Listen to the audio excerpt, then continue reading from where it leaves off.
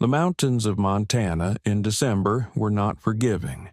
They were beautiful, stunningly, almost violently beautiful, but they demanded respect. The peaks of the Bitterroot Range rose like jagged teeth against a steel-gray sky, their slopes thick with Douglas fir and lodgepole pine, all of it blanketed in 3 feet of fresh powder that had fallen over the past week. It was into this wilderness that Lieutenant Commander Cole Mercer had retreated, seeking the one thing that had eluded him for the past 2 years: silence.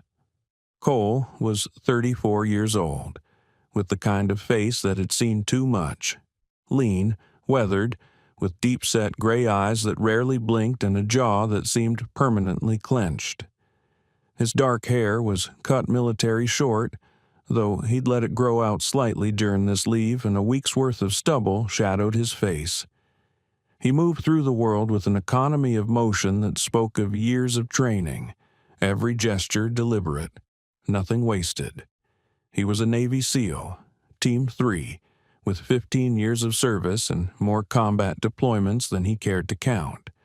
Iraq, Afghanistan, Syria, places that didn't officially exist on mission reports. He'd been shot twice, blown up once, and had watched 3 of his teammates die in his arms. The Navy had given him 30 days of mandatory leave after his last op, a hostage rescue in the Horn of Africa that had gone sideways. They'd gotten the hostages out, but 2 SEALs hadn't made it home. Cole had been the one to carry their bodies to the extraction bird. "You need to decompress," his commander had said, which was military speak for, "You're about to break, and we need you functional." So Cole had come here, to a remote cabin in the Bitterroot wilderness that belonged to his late grandfather. It was 40 miles from the nearest town, a place called Elkhorn, and accessible only by a rutted logging road that became impassable once the snow started. He'd driven in 2 weeks ago with enough supplies for a month, cut off from the world by choice. He wasn't alone, though. Thor sat beside the cabin's stone fireplace, a picture of disciplined patience. The Belgian Malinois was 95 pounds of pure muscle, intelligence, and loyalty, with a tawny coat and a black mask that made his amber eyes seem to glow. Thor had been Cole's K9 partner for 6 years, a military working dog trained in explosives detection, tracking, and close-quarters combat. Thor had saved Cole's life on at least 4 occasions. Cole had returned the favor 3 times. They communicated in a language beyond words, a glance, a subtle shift in posture, a barely audible sound. Thor knew when Cole was tense, when he was about to move, when danger was near, and Cole could read Thor's body language like a book written in a dialect only the 2 of them spoke. The cabin was small but solid, 1 large room with a sleeping loft, a kitchenette, and the fireplace that was currently crackling with split pine. The walls were rough-hewn logs, the windows small and thick-paned, designed to keep out the brutal mountain cold. Outside, the temperature had dropped to 15 below zero. Inside, with the fire roaring, it was almost comfortable. Cole sat in an old leather chair his grandfather had owned, a mug of black coffee in his hands, staring into the flames. He wasn't thinking. He was trying not to think. That was the point of being here. Thor's ears twitched, a subtle movement, and his head lifted slightly. Cole's eyes shifted to the dog. "What is it, boy?" Thor stood, padding to the door, his nose testing the crack beneath it. A low, almost inaudible whine escaped his throat. Cole set down his coffee and stood, his body moving automatically into a state of readiness. He walked to the window and looked out into the white void beyond. The snow was falling again, not heavily but steadily, fat flakes drifting down from a sky that looked like dirty cotton. Visibility was maybe 20 yards. Beyond that, the world disappeared into a swirling wall of white. He saw nothing, heard nothing except the wind, a low, mournful sound that seemed to come from the mountain itself. Thor's nose remained pressed to the door, his body tense. Probably a deer, Cole murmured, or an elk, maybe a bear that didn't get the memo about hibernation. But Thor's ears remained forward, and that low whine continued, a sound Cole had learned to trust. He pulled on his heavy parka, his boots, and grabbed his rifle, a civilian AR-15 he'd brought for protection against the local wildlife. Thor's tactical vest, equipped with reflective panels and a handle for extraction, hung by the door. Cole fastened it onto the dog with practiced efficiency. "All right, boy," he said quietly, "let's take a look." He opened the door, and the cold hit him like a physical blow. The wind screamed, driving needles of ice into his exposed face. He pulled his balaclava up over his nose and mouth, his breath instantly frosting the fabric. Thor moved ahead, his nose down, his body low. He wasn't running. He was tracking. Cole followed, his hand on the rifle, his eyes scanning the white landscape. Visibility was worse than he'd thought, maybe 10 yards now. The trees were dark, skeletal shapes in the swirling snow, their branches bowed under the weight of ice. Thor stopped suddenly, his entire body going rigid. A low growl rumbled from his chest. Cole raised his rifle, his finger resting alongside the trigger guard. "Thor, speak." The dog barked once, sharp and urgent. It was the alert signal for threat ahead. And then Cole saw it. Through the driving snow, maybe 15 yards ahead, was a shape that didn't belong.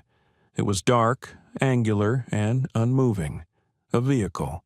Cole moved forward cautiously, Thor at his side.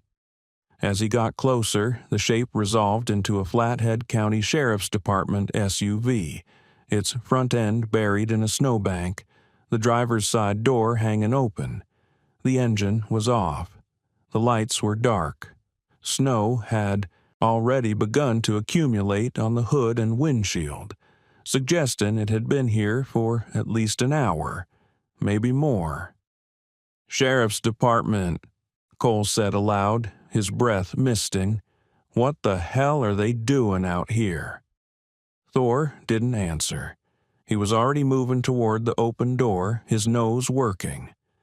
Cole approached the vehicle, his rifle raised. The interior was empty. No driver, no passenger. But there were signs of struggle. The steering wheel was bent, the radio handset dangling by its cord, and there was blood on the driver's seat. Not a lot, but enough to be alarming. On the floor of the passenger side was a tactical flashlight, still on, its beam casting a weak yellow circle on the snow-covered ground outside. Cole picked it up, checking the surroundings. The snow had already filled in most of the tracks, but he could see faint depressions leading away from the vehicle, heading deeper into the forest. Thor was already on the trail, his nose pressed to the ground, moving with purpose. "Thor, wait." Cole checked the vehicle's registration in the glove box. The SUV belonged to Deputy Ellie Kane, Flathead County Sheriff's Department. Her photo ID was clipped to the sun visor, a woman in her early 30s with sharp green eyes, short brown hair, and a no-nonsense expression. Cole pulled out his phone. No signal. He was too deep in the mountains, too far from any tower. He looked at the trail Thor was following, then back at the cabin. He could go back, drive the 40 miles to Elkhorn, get help. But the storm was intensifying. The logging road would be impassable within the hour. And if Deputy Kane was injured and out here in this cold, she'd be dead before he got back. "Damn it," he muttered. If you're enjoying this story so far, don't forget to hit the like button and subscribe. Drop a comment telling me where in the world you're watching from. I love hearing from you. He made his decision. He went back to the cabin, grabbed his full cold weather survival kit, emergency blanket, first aid supplies, flares, and his satellite phone. He also took his service Sig Sauer, holstering it beneath his parka. 5 minutes later, he was back at the SUV. Thor hadn't moved. He was waiting, his eyes locked on Cole, his body vibrating with restrained energy. "All right, boy," Cole said, checking his compass and GPS unit. "Let's find her. Suchin. Search." Thor bolted forward, his nose down, following a scent trail invisible to human eyes.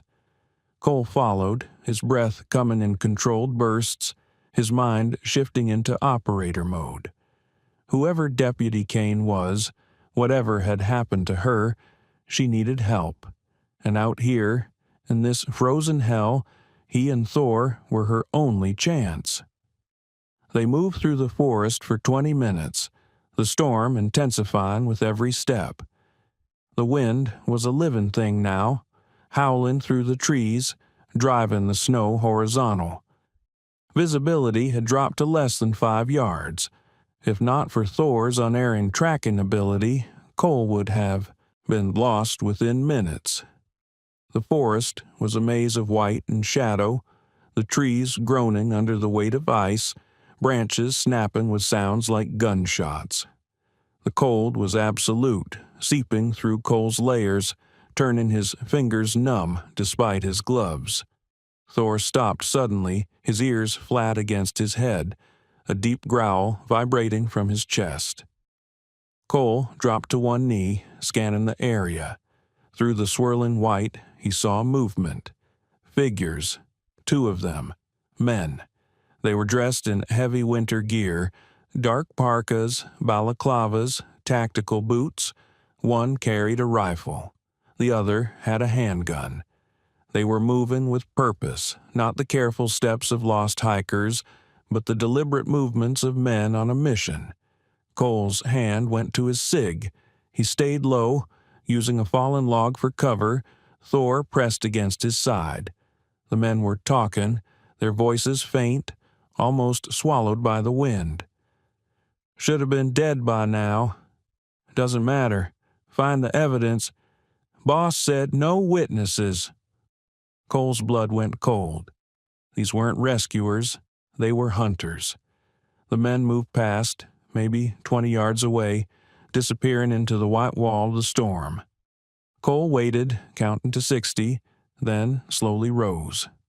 Thor's ears were still flat, his body tense. "Easy," Cole whispered. "We're not engaging. Not yet. We find the deputy first." They continued forward, moving more cautiously now. 5 minutes later, Thor stopped again. This time, his posture changed. Ears forward, tail low, a soft whine escaping his throat. He'd found something. Cole moved forward, and his heart dropped. There, at the base of a massive Douglas fir, half buried in snow, was Deputy Ellie Kane. She was tied to the tree, her wrists bound behind her back with zip ties, her ankles similarly secured.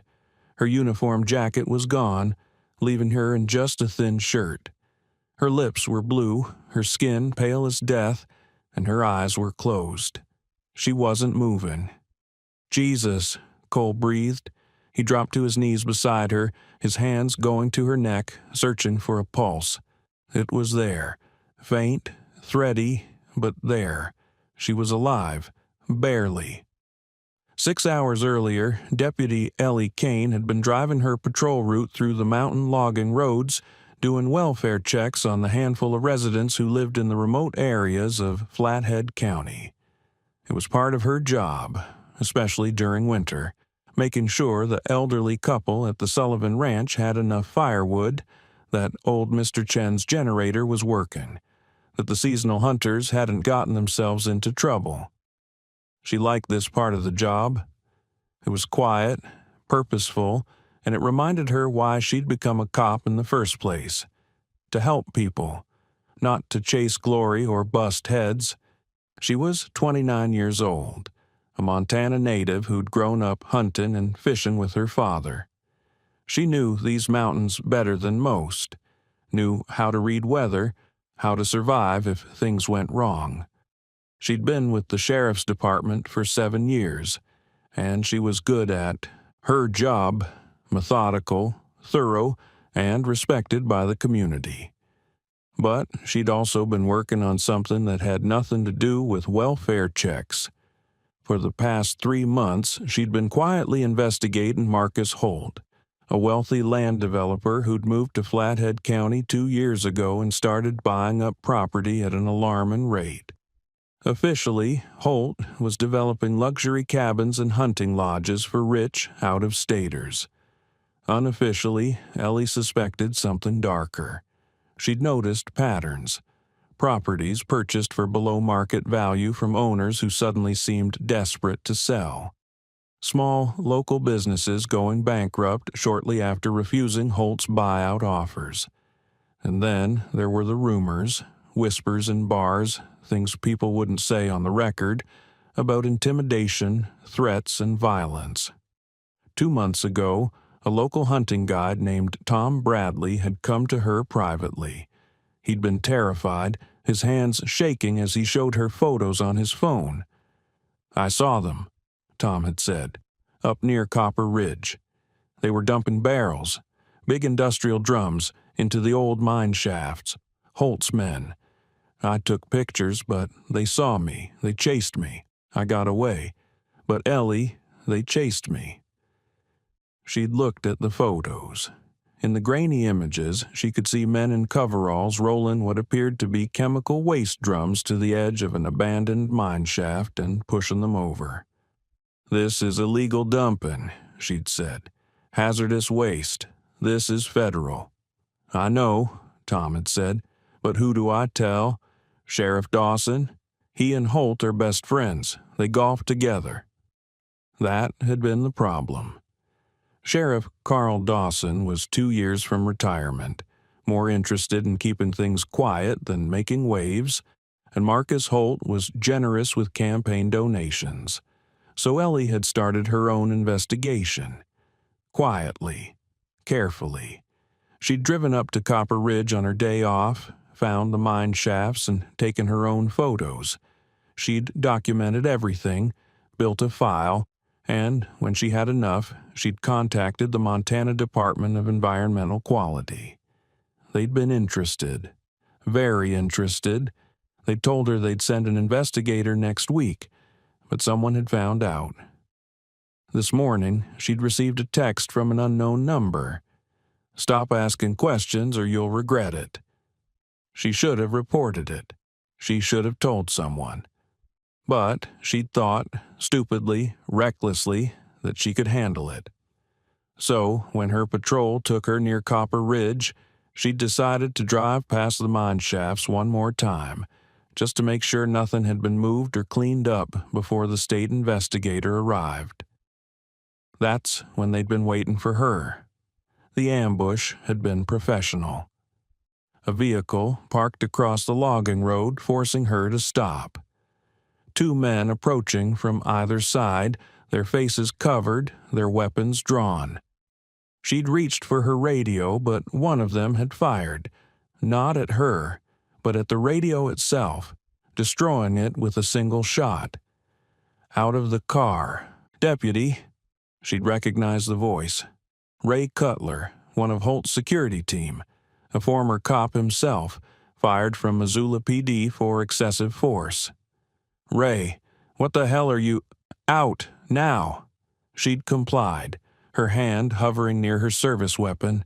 "Don't," the second man had said.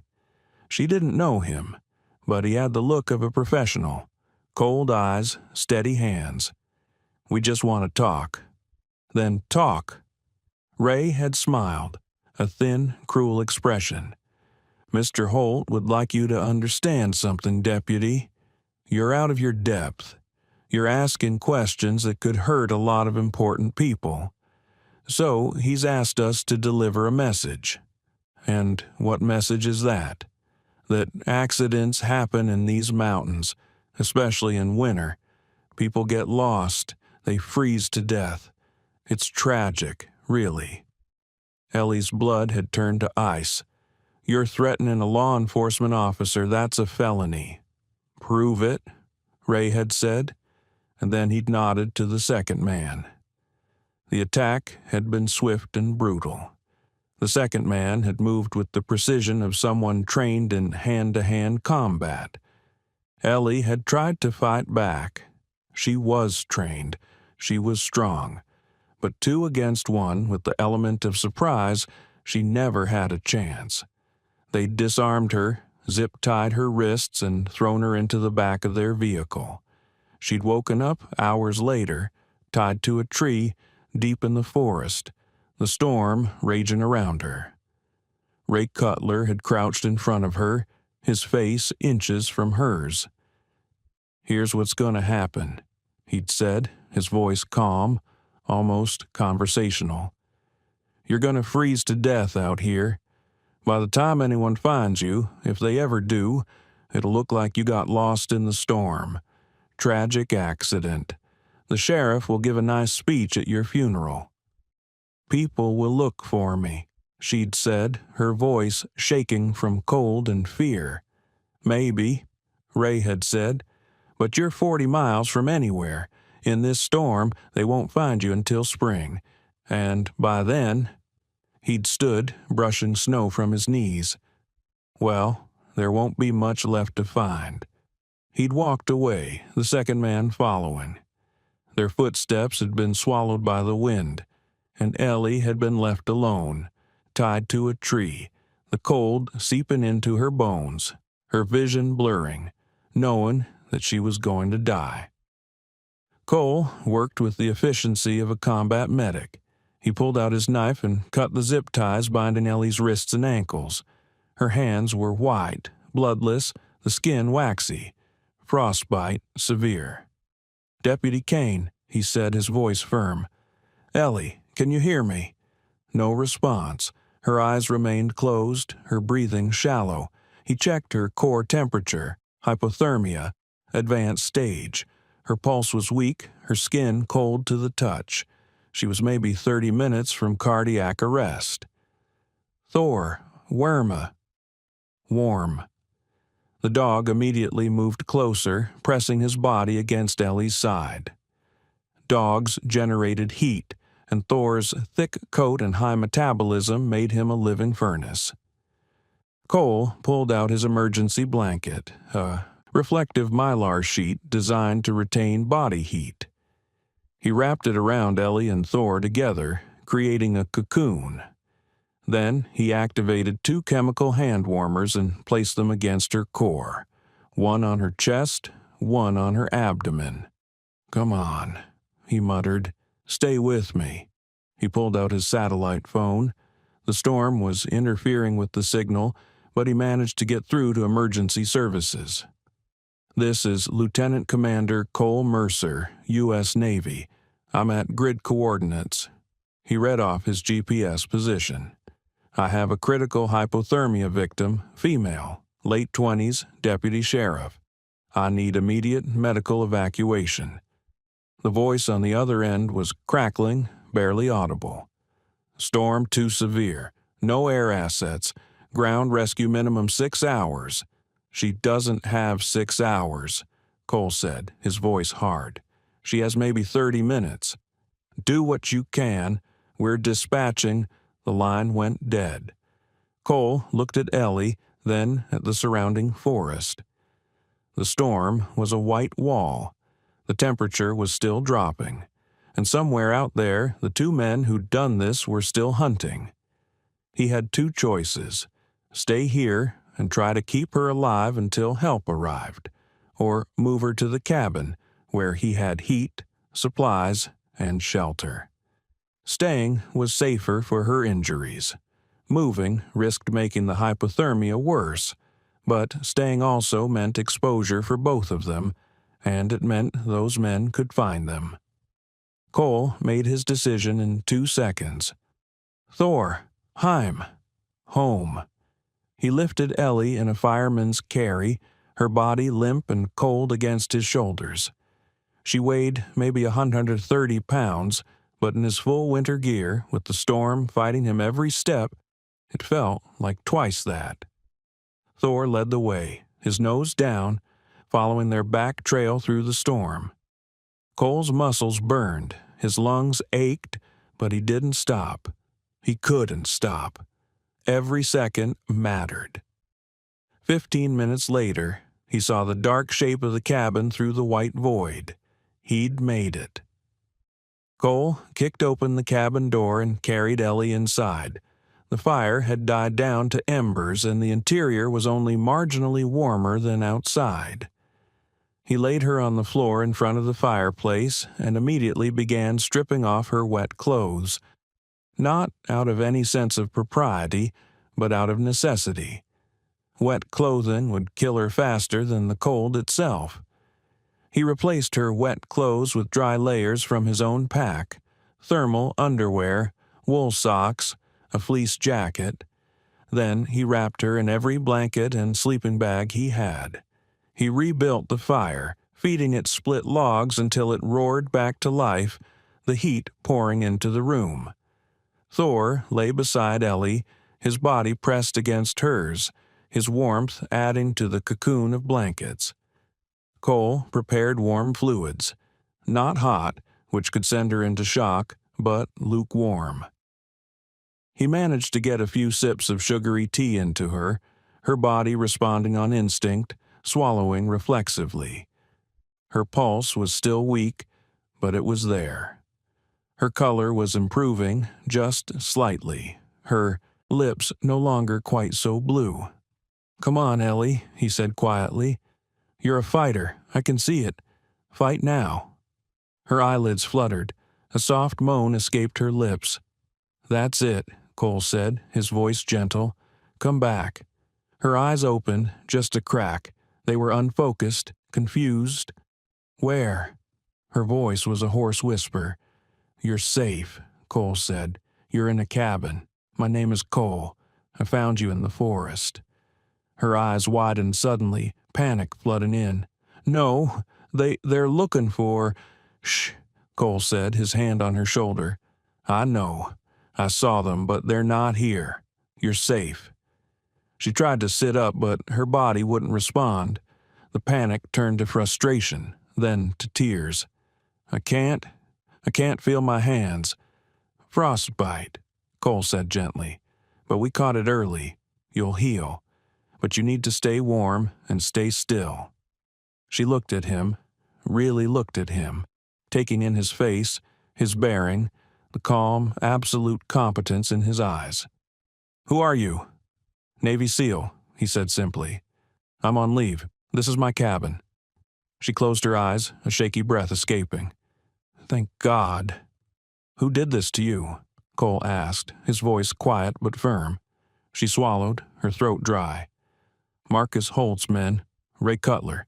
They left me to die." Cole's jaw tightened. "Why?"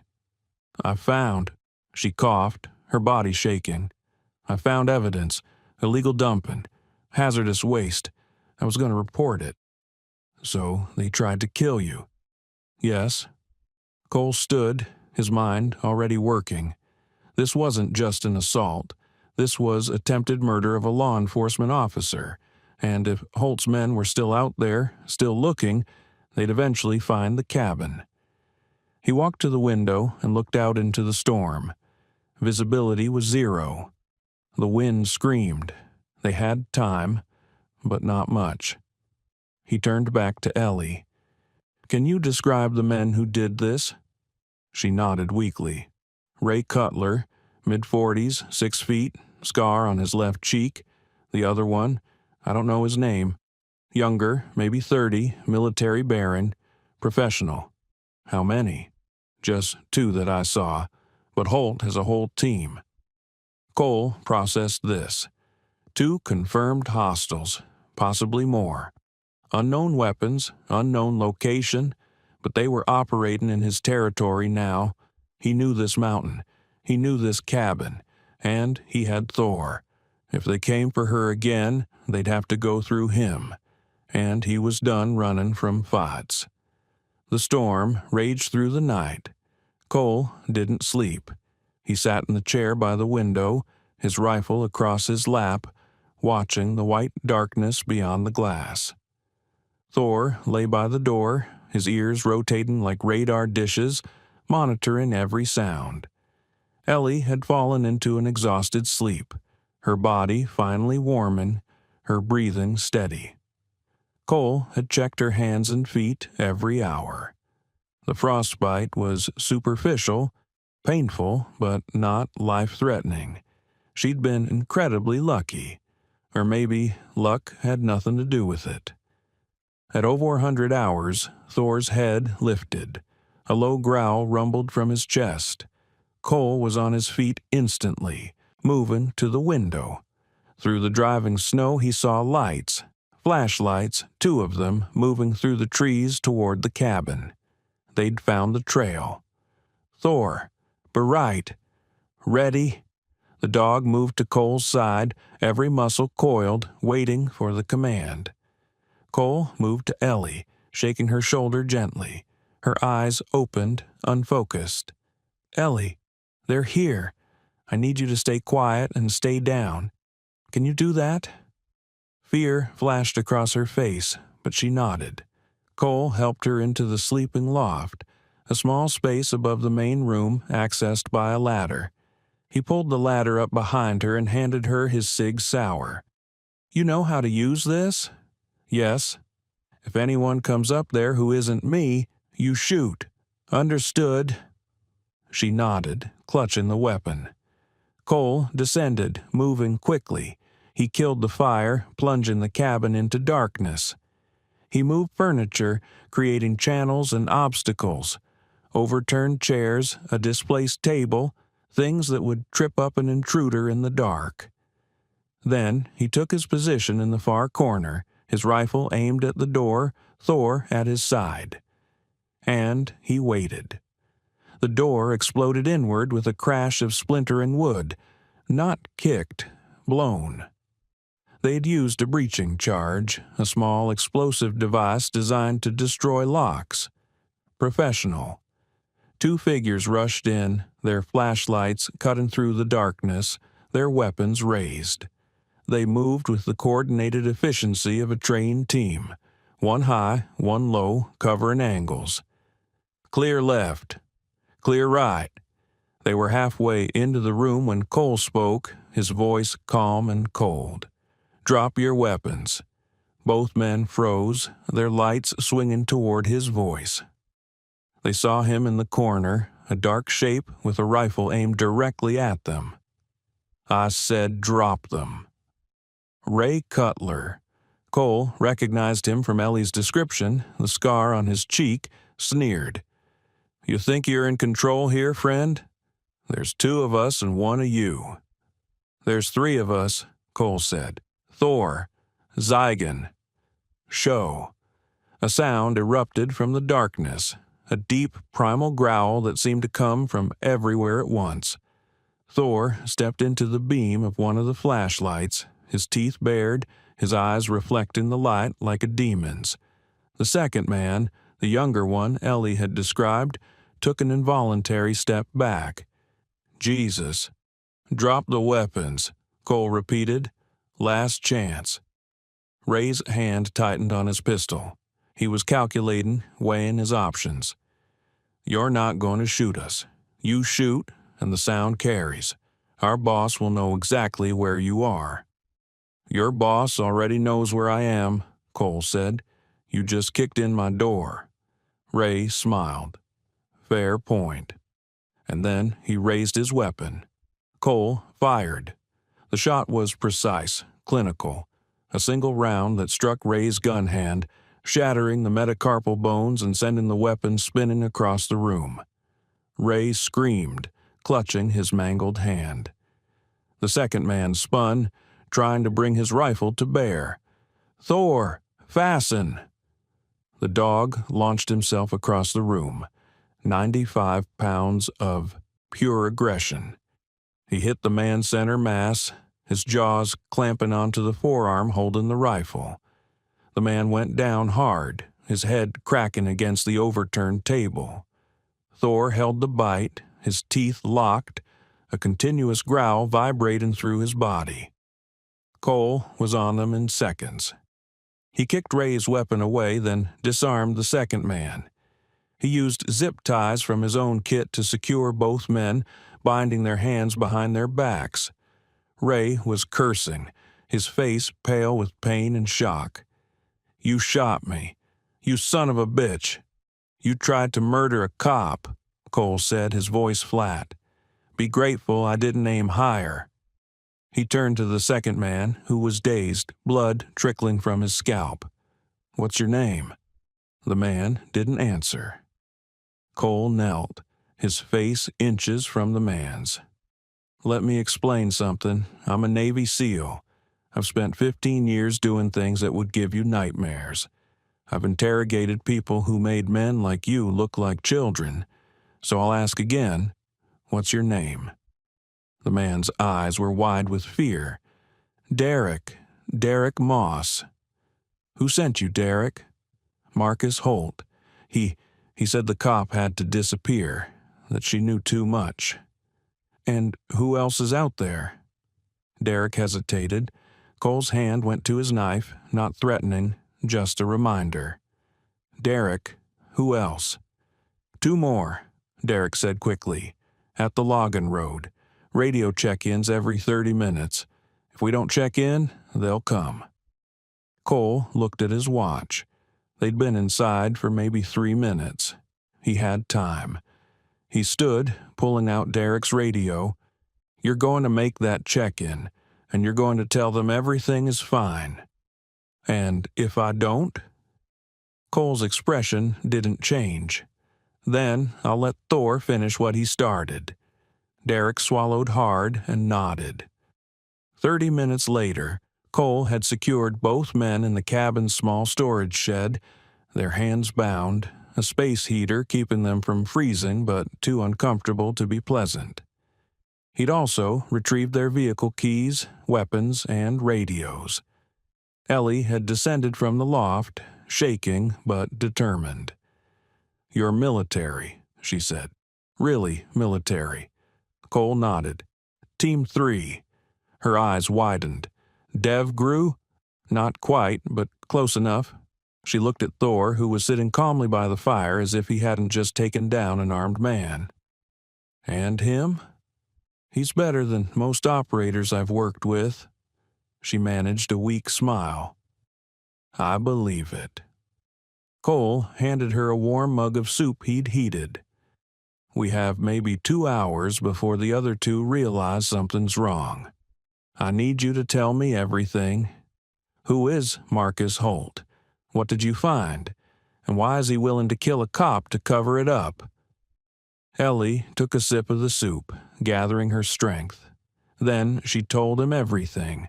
The illegal dumping, the photos, the threats, Sheriff Dawson's complicity, the state investigator who was supposed to arrive next week. Holt's dumping industrial waste, she said, toxins, chemicals, maybe even radioactive material.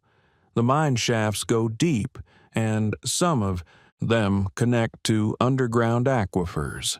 If that contamination reaches the water table, it could poison the entire region.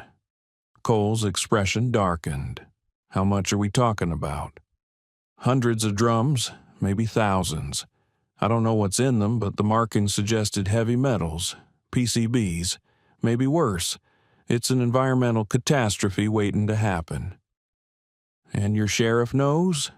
"I think so. Or at least he's been paid to look the other way." Cole stood, his mind working. This wasn't just about saving Ellie anymore. This was about stopping something that could kill hundreds, maybe thousands of people. "We need to get you to safety," he said, "and we need to get that evidence to someone who'll act on it." "The state investigator won't get here in time," Cole said. "Holt knows you're alive. He'll be cleaning up the site right now, covering his tracks. By the time anyone official arrives, there'll be nothing to find. Then, what do? Cole's gray eyes were hard as steel. We go to war. If this story has you on the edge of your seat, make sure to subscribe and turn on notifications so you never miss stories like this. Your support means everything and helps me bring you more incredible true stories of courage and loyalty. Cole spent the next hour preparing. He dressed Ellie's frostbitten hands and feet properly, wrapping them in sterile bandages and giving her ibuprofen for the pain. He made sure she ate, hydrated, and rested. Her core temperature was back to normal, and while she was still weak, she was functional. "I'm coming with you," she said as he checked his gear. "No. It's my case, my investigation. And you're barely able to stand," Cole said, his voice firm but not unkind. "I need you to stay here. Stay safe. You're the only witness who can testify against Holt. If something happens to you, he wins." Ellie's jaw tightened, but she knew he was right. "What are you going to do?" "I'm going to get proof," Cole said. "Photos, samples, GPS coordinates. Enough evidence that even a corrupt sheriff can't ignore it. Then I'm going to make sure Holt and his men face justice." He handed her a satellite phone. "If I'm not back in 6 hours, you call this number." He'd written Marcus's number on a piece of paper. "His name is Lieutenant Commander Marcus Reeves. Tell him Cole sent you. He'll get you out." "And if Holt's other men come?" Cole gestured to the weapons he'd taken from Ray and Derek. "You know how to use these?" "Yes." "Then use them. Thor will stay with you. If anyone tries to get in, he'll stop them." Thor, hearing his name, looked up. Cole knelt beside him, scratching behind his ears.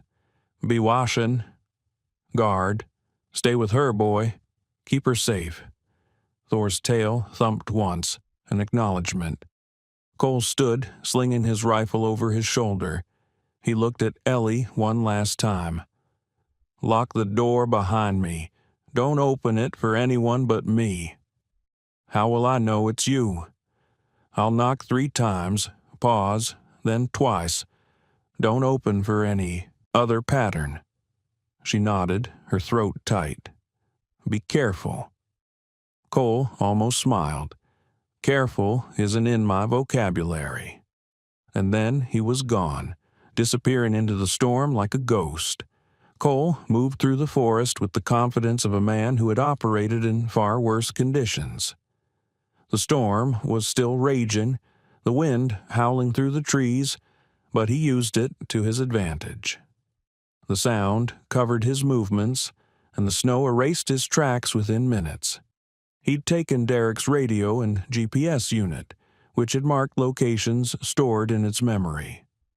One of them was labeled Dump Site Alpha, and it was only 3 miles northwest of the cabin. Cole moved fast, his body falling into the rhythm of a long-distance hump through hostile territory. His rifle was slung across his chest, his knife strapped to his thigh, and his mind was clear and focused. He reached the dump site in 40 minutes. It was exactly as Ellie had described. A series of old mine shafts, their openings reinforced with timber, located in a box canyon that was invisible from the main logging roads, and surrounding the shafts were dozens of industrial drums, each marked with hazard symbols: flammable, corrosive, toxic. Cole pulled out his phone and began documenting everything. He took wide shots showing the scale of the operation, close-ups of the drum markings, and GPS-tagged photos showing the exact location. He used a Geiger counter from his kit. Radiation present, but not at dangerous levels. Whatever was in these drums, it wasn't nuclear, but it was bad enough. He collected samples, using sealed evidence bags to gather soil and liquid residue from a leaking drum. The smell was chemical, acrid, burning his nostrils even through his cold-weather mask. As he worked, he heard voices. Cole froze, dropping low behind a pile of drums. Through the driving snow, he saw lights. Not flashlights, but work lights, powered by a generator. And men, at least 6 of them, working to load drums onto a flatbed truck. They were cleaning up, just as he'd predicted. Cole crept closer, using the storm and the darkness as cover. He circled around the work site, staying low until he had a clear view of the operation. And then he saw him. Marcus Holt stood near the truck, dressed in an expensive parka, barking orders. He was a tall man in his early 50s, with silver hair and the kind of face that appeared on charity gala brochures. Handsome, trustworthy, the picture of success. "I want every drum loaded by dawn," Holt was saying, his voice cutting through the wind. "We'll dump them in the river gorge. By the time anyone finds them, the evidence will be long gone." "What about the cop?" one of the men asked. "Cutler and Moss will take care of her," Holt said dismissively. "Or the cold will. Either way, by morning, she's not our problem." Cole's jaw tightened. He pulled out his phone and began recording video, capturing Holt's face, his voice, his orders. It was perfect. A full confession, spoken by the man himself. He had what he needed. Now he just had to get out alive. He began to back away, moving slowly, carefully, and stepped on a branch hidden beneath the snow. The crack was like a gunshot in the night. Every head turned toward him. "There!" one of the men shouted. "In the trees!" A flashlight beam swept across his position. Cole didn't hesitate. He ran. Behind him, shouts erupted. The generator-powered lights swung in his direction, and then the gunfire started. After Cole departed into the storm, Ellie sat in the cabin. Thor pressed against her side, and the weight of everything that had happened finally crashed down on her. Her hands trembled, not from the cold anymore, but from the aftermath of adrenaline, fear, and the dawning realization of how close she'd come to death. She looked at Thor, who gazed back at her with those intelligent amber eyes. "You saved me too, didn't you?" she whispered, running her bandaged hand gently over his head. "You and your handler." Thor's tail thumped once against the floor, a reassurance. She thought about Cole, this stranger who'd appeared out of nowhere, who'd carried her through a blizzard, who'd fought off armed men to protect her, and who was now out there alone, hunting the people who'd tried to kill her. She didn't know much about Navy SEALs except what she'd seen in movies, but she understood enough to know that Cole Mercer was operating on a completely different level than anyone she'd ever met. There was a stillness to him, a coiled readiness that reminded her of a wolf, patient, watchful, and utterly lethal when needed. She stood, testing her legs. They were shaky but functional. She moved to the window, peering out into the endless white. The storm showed no signs of letting up. Visibility was maybe 10 feet. Somewhere out there, Cole was alone in hostile territory, outnumbered, facing men who had already proven they were willing to kill. She checked the weapons he'd left her, Ray Cutler's Glock 19 and Derek Moss's AR-15. Both were loaded, safeties off, ready. She placed them strategically around the cabin. The Glock on the windowsill by the back window, the AR-15 propped against the wall near the front door. Then she did what any good cop would do. She began documenting everything. Using a notepad she found in Cole's gear, she wrote down everything she could remember. Times, descriptions, exact words spoken by Holt's men, the location of the dump site, the types of drums she'd seen, the vehicle descriptions. Every detail mattered. This was evidence, and if something happened to Cole, If something happened to her, this record might be the only thing that brought Holt to justice. As she wrote, she found herself thinking about her father. He'd been a Montana Highway Patrol officer, killed in the line of duty when she was 16, a routine traffic stop that turned deadly when the driver pulled a gun.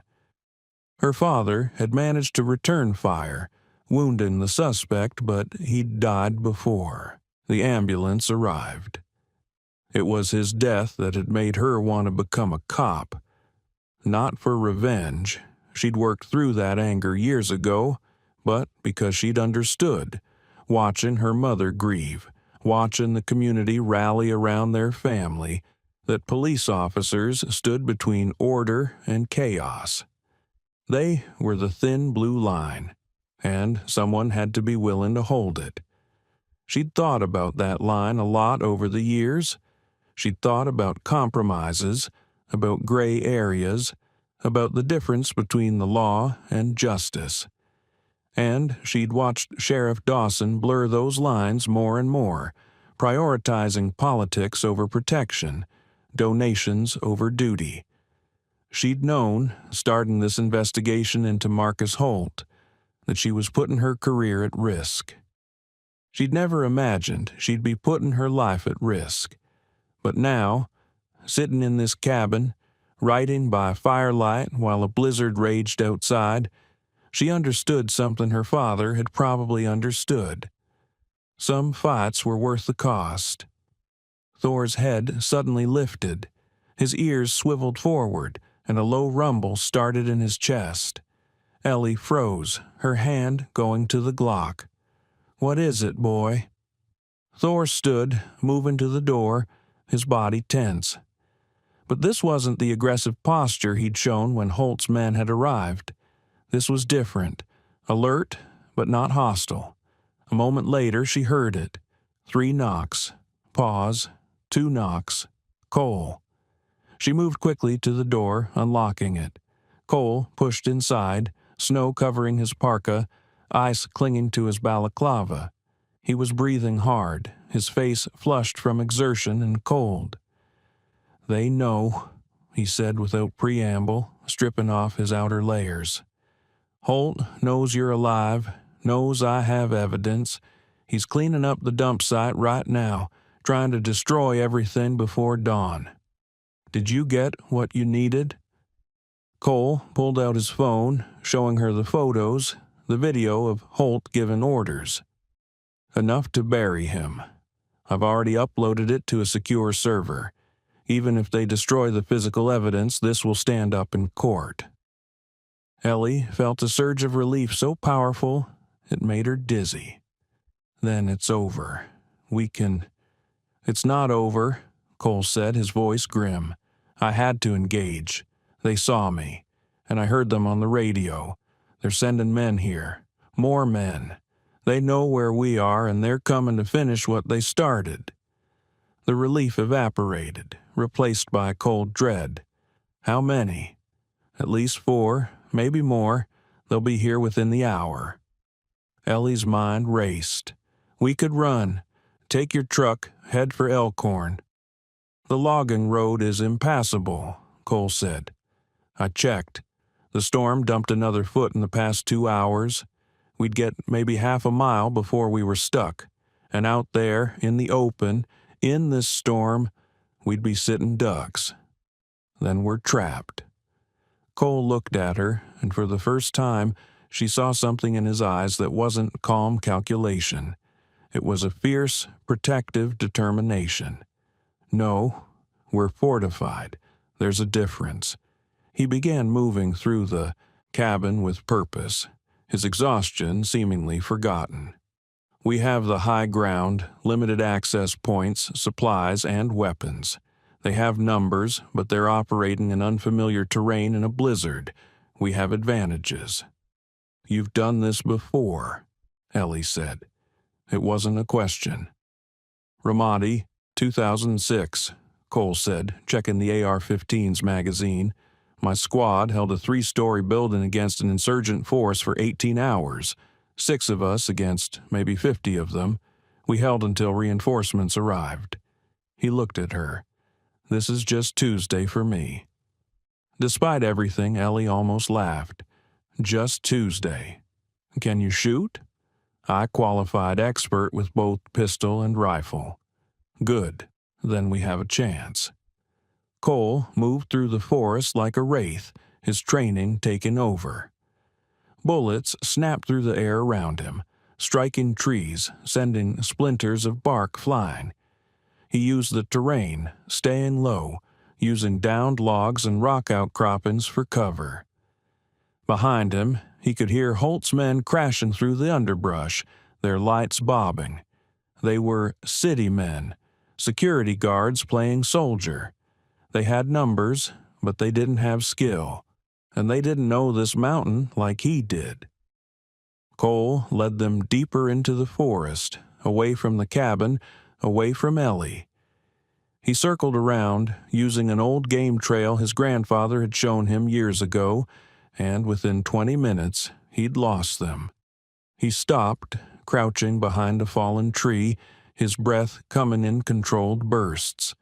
He checked his phone. The video was intact, stored locally, and already uploading to a cloud server via the satellite connection. Even if they caught him, the evidence would survive. He pulled out Derek's radio and switched it on. The chatter was frantic. Lost him in Sector 3. Boss wants him dead. Found. Get back to the trucks. Search at first light. Cole waited, listening. Then he heard something that made his blood run cold. Unit 2. This is Unit 1. Cutler and Moss haven't checked in. Boss wants you to head to the cabin, secure the location. If the cop's alive, finish the job. Copy that. En route. Cole's heart hammered. They were going after Ellie. He stood, his exhaustion forgotten, and began running back toward the cabin. He moved faster than he should have in a blizzard, faster than was safe. But he didn't care. He'd promised to keep her safe, and he kept his promises. Over the next 30 minutes, Cole transformed the cabin into a tactical fortress. He moved with the efficiency of someone who'd done this 100 times, every action deliberate and economical. First, he reinforced the door using the heavy wooden table, wedging it against the frame. If they try to breach, this'll slow them down. Give us time to react. He moved furniture to create firing positions, overturning the couch to create a barricade facing the front door, positioning chairs by windows to provide cover while allowing fields of fire. The walls are log, he explained as he worked. Good for stopping small caliber rounds, but anything bigger will punch through. So we don't sit against the walls.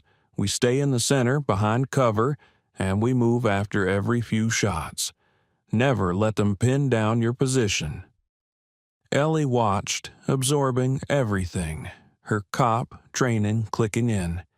This wasn't that different from active shooter response training, just scaled up and with higher stakes. Cole pulled out a detailed hand-drawn map of the cabin's surroundings. I mapped this area when I first arrived. Old habit, always know your terrain.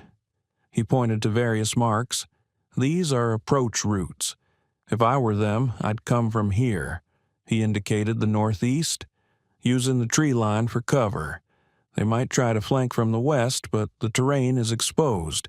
They'd be silhouetted against the snow. What about fire? Ellie asked. They tried to burn out your mother's diner, didn't they? She caught herself. Sorry, I read the report from the Caldwell case. It's been all over the interagency briefings. Cole's expression didn't change, but something flickered in his eyes. You did your homework. I'm thorough. Fire is a risk, Cole admitted. But in this weather, in this wind, it's hard to get a good blaze going. They'd need accelerant, time, and they'd have to get close. I won't let them get close. He handed her the AR-15. This is Derek's rifle, 30-round magazine, semi-auto. You take the back window. Anything moves in your sector, you call it out. Don't fire unless you have a clear shot or I give the command. Ammunition discipline is critical. We can't afford to waste rounds." "Understood." Cole moved to his own rifle, checking the action, the scope, the magazine. His movements were almost ritualistic, the muscle memory of thousands of repetitions. "I'll take the front. Thor will be our early warning system. His hearing is better than any sensor I've ever used." As if on cue, Thor moved to the center of the room and sat, his head moving slowly from side to side, monitoring every approach vector. "He's incredible," Ellie said softly. "He's my brother," Cole said simply. "We've been through things that would break most people. He's never let me down. Not once." There was a long silence, broken only by the howl of the wind outside. "Cole," Ellie said quietly, "if this goes bad, it won't, but if it does, I want you to know, you didn't have to do any of this. You could have left me out there. You could have stayed in your cabin and let this all pass you by. But you didn't. You risked everything for a stranger. That matters." Cole looked at her, and for a brief moment, the hardness in his face softened. "My grandfather used to say that character is what you do when no one's watching, when no one will ever know. You were alone out there investigating a corrupt official, putting your life on the line to protect people who'll never know your name. That's character. I couldn't walk away from that." Ellie's throat tightened. "Thank you." Cole nodded once, then turned back to his preparations. "Check your weapon, make sure the safety's off. And Ellie?" "Yeah?" "When they come, don't hesitate. Hesitation gets you killed. These men tried to murder you. They'll try again. You put them down. You understand?" "I understand." Cole reached the cabin just as two vehicles, heavy-duty trucks with reinforced bumpers, pulled up outside. 4 men got out, all armed, all moving with purpose. Cole didn't have time for subtlety. He raised his rifle and fired, not at the men, but at the lead truck's engine block. The round punched through the hood, and steam began hissing from the radiator. The men scattered, diving for cover, their weapons coming up. "Contact! Contact!" one of them shouted into his radio. Cole moved, circling around the cabin, using the storm for cover. He reached the back window and tapped on the glass 3 times. Pause, twice. The window opened a crack, and Ellie's pale face appeared. "They're here." "I know. Let me in." She opened the window, and Cole climbed through, pulling his rifle in after him. Thor was there, his body tense, a low growl rumbling from his chest. "How many?" Ellie asked, clutching the pistol Cole had given her. 4 outside, maybe more coming." He moved to the front window, peering out. The men were taking positions, using the vehicles and trees for cover. One of them raised a megaphone. "You in the cabin. Send out the cop and the evidence and we'll let you live." Cole didn't respond. He was assessing angles, calculating fields of fire, planning. "They're not going to let us live," Ellie said quietly. "No," Cole agreed. "They're not." He turned to her. "Can you shoot?" "Yes." "Then cover the back window. Anyone tries to come through, you shoot. Don't hesitate, don't warn them, just shoot." She nodded, moving to the back of the cabin. Cole turned to Thor. "Be watching. Guard." The dog positioned himself at the door, ready, and then Cole opened fire. His first shot took out the front window of the second truck, shattering the glass. The second shot hit the tire, deflating it with a sharp hiss. The men returned fire, bullets punching through the cabin's log walls, sending splinters flying. Cole dropped low, moving to a different window, firing again. It was a siege, and he was outnumbered, outgunned. But he had something they didn't. He had Thor. He had the high ground. And he had nothing to lose. The firefight lasted 20 minutes. Cole moved constantly, firing from different windows, never staying in one place long enough to be targeted. Ellie held the back, her shots measured and precise. Thor guarded the door, his presence alone enough to deter anyone from trying to breach. One of Holt's men tried to flank, creeping around the side of the cabin. Cole saw him through a gap in the logs and took the shot. The man went down, clutching his leg, screaming. Another tried to throw a Molotov cocktail, a bottle filled with gasoline. But Cole shot it midair. It exploded, engulfing the man in flames. He ran, screaming, into the snow. And then, through the storm, Cole heard a new sound. Sirens. The men outside heard it too. Panic set in. "Boss, we've got cops coming. Fall back! Fall back!" The remaining men scrambled into the one functioning truck and fled, their tires spinning in the snow. Cole lowered his rifle, his body sagging with exhaustion. A convoy of vehicles pulled up. Sheriff's Department SUVs, Montana State Police cruisers, and a Montana Highway Patrol car. Men and women in uniform poured out, weapons drawn, and leading them was a woman Cole recognized from Ellie's descriptions, Captain Sarah Jensen, Montana State Police. FBI received a very interesting upload about an hour ago, Jensen said, her voice carrying over the wind. Environmental crimes, attempted murder, conspiracy, the kind of thing that gets federal attention real fast. Cole's sat phone upload. Marcus had gotten the evidence to the right people. "Deputy Kane is inside," Cole said, stepping out, his hands raised to show he wasn't a threat. "She's alive. She's the witness you need." Jensen nodded. "And you are?" "Lieutenant Commander Cole Mercer, U.S. Navy. I was just trying to have a quiet vacation." Jensen almost smiled. Some vacation.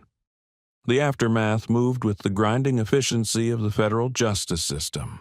Marcus Holt was arrested within hours, pulled from his luxury home in handcuffs while news cameras rolled. The charges were extensive: attempted murder of a law enforcement officer, conspiracy, environmental crimes, racketeering, and a dozen other counts.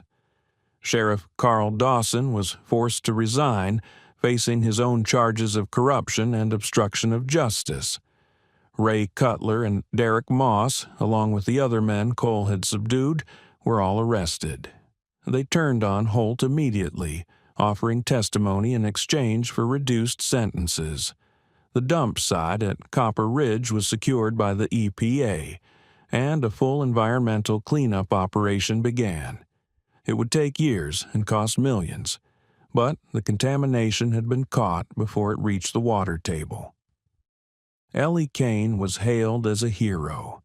The governor of Montana personally commended her for her courage. She'd lost 2 fingers to frostbite, her left pinky and ring finger, but she was alive, and she was whole. She'd also been promoted to detective, and there was talk of her running for sheriff in the next election. 2 weeks after the incident, Cole sat on the porch of his grandfather's cabin, a mug of coffee in his hands, watching the sunrise paint the mountains in shades of gold and pink. The storm had passed, leaving the world blanketed in pristine white. It was beautiful, peaceful, the silence he'd come here seeking. Thor lay at his feet, his eyes half closed, content. A vehicle appeared on the logging road, Ellie's new sheriff's department SUV. She parked and stepped out, her bandaged hands awkward but functional. "Thought you'd be gone by now," she said, climbing the porch steps. "Thought about it," Cole admitted, "but I figured I'd stick around a few more days. Make sure you don't get into any more trouble." She smiled. "I seem to attract it." "You do." He handed her a mug of coffee. How are the hands?" She held them up. "Doc says I'll regain most of the function. The fingers, well, I never wore rings anyway." They sat in comfortable silence watching the mountains. "You saved my life," Ellie said quietly. "I never really got to thank you." "You don't have to." "Yes, I do." She looked at him, her green eyes serious. "You risked everything for a stranger. That's rare." Cole shrugged. "I was in the right place at the right time." "No," she said. "You were the right person. There's a difference." He didn't respond to that. He just sipped his coffee.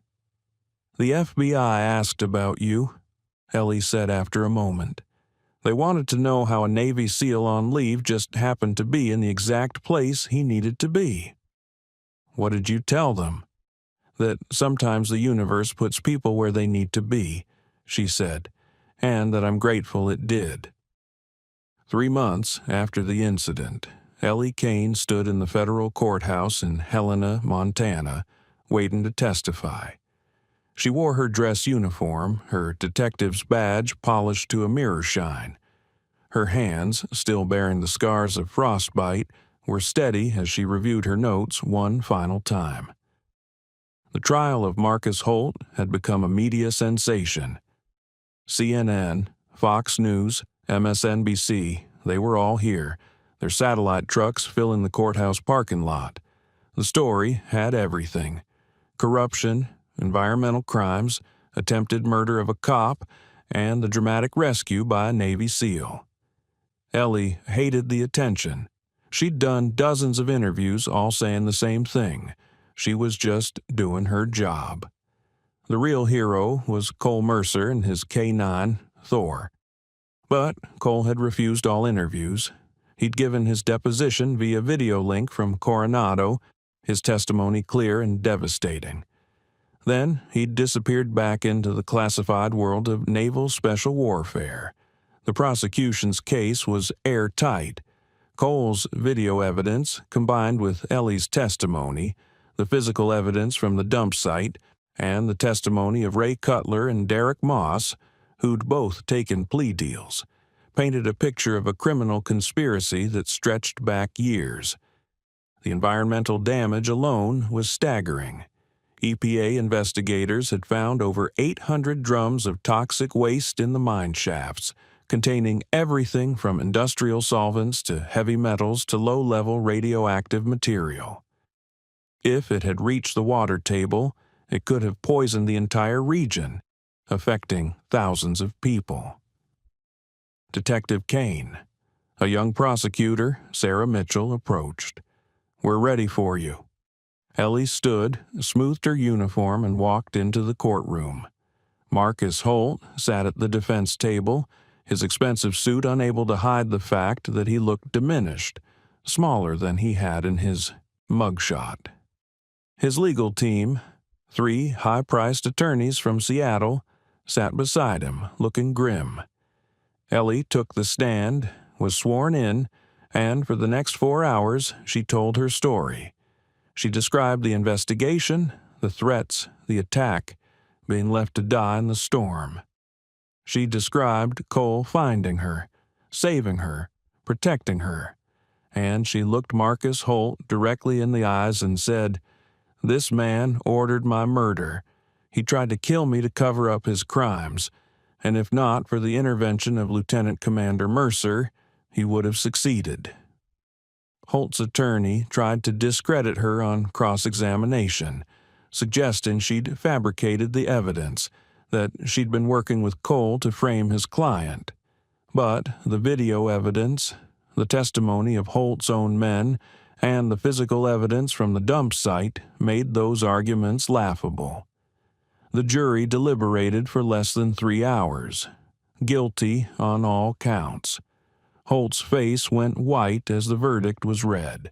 He looked around the courtroom as if searching for an escape, but there was none. The U.S. Marshals moved forward, placing him in handcuffs. Sentencing came 2 weeks later. The judge, a stern woman in her 60s named Margaret Calhoun, showed no mercy. "Mr. Holt," she said, her voice echoing through the courtroom, "you abused the trust of this community. You poisoned the land for profit. And when a law enforcement officer attempted to hold you accountable, you tried to have her murdered. This court finds your actions reprehensible and deserving of the maximum penalty allowed by law." She sentenced him to 45 years in federal prison with no possibility of parole. Sheriff Carl Dawson received 5 years for corruption and obstruction of justice.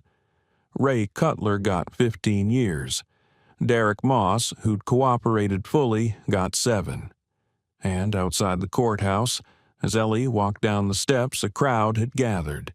Citizens of Flathead County, people whose water had been protected, whose lives had been saved by her investigation. They applauded. Ellie felt tears prick her eyes, but she kept her composure.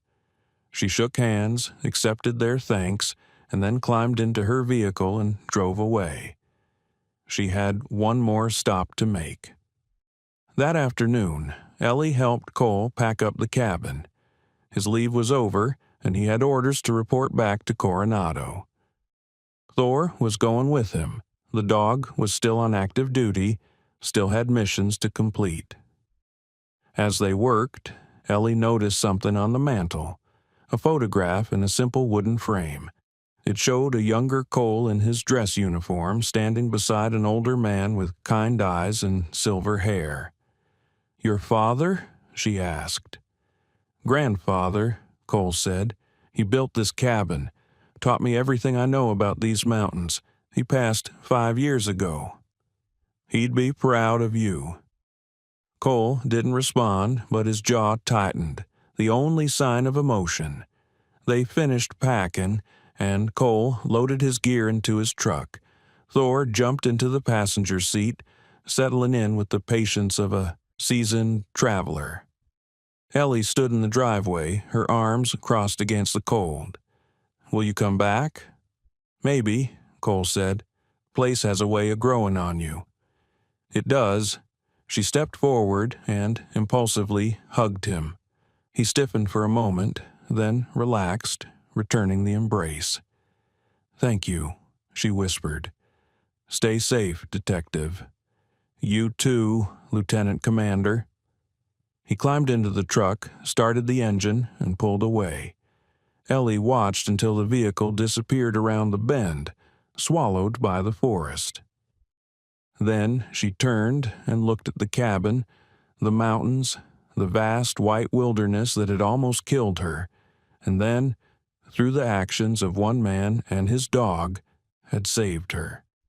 She smiled. Cole drove down the mountain, the radio playing softly. Thor asleep in the passenger seat. His phone buzzed. A text from Marcus. "Heard you had an eventful vacation. Still got it, Hayes." Cole typed a response. "Wasn't planning on it." "You never are. That's why you're the best. Safe travels." Cole set the phone aside and focused on the road. The mountains gave way to foothills, the foothills to plains, and the plains to the highway that would take him back to California, back to the teams, back to the life he'd chosen. But something had changed. The silence he'd been seeking, he'd found it. Not in the solitude of the cabin, but in the moment when he'd carried Ellie through the storm, when he'd stood between her and the men who wanted her dead, when he'd made the choice to fight rather than walk away. The silence wasn't the absence of noise. It was the presence of purpose. He glanced at Thor, who opened one eye, looked at him, and then went back to sleep. "Yeah, boy," Cole said quietly. "I know. We've got work to do." The truck merged onto the interstate, heading west toward the setting sun, and in a small cabin in the mountains of Montana, the fire had burned down to embers, the snow had covered the tracks, and the only evidence that anything had happened was a hand-carved wooden sign by the door that read, "Sometimes heroes aren't born. They're just in the right place, with the right heart at the right time." Thank you so much for watching until the end.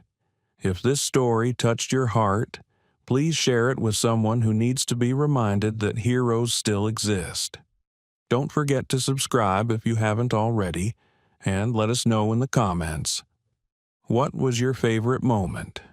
Was it the K-9's loyalty, the SEAL's protection, or the moment justice was served? We read every comment. God bless, and see you in the next story.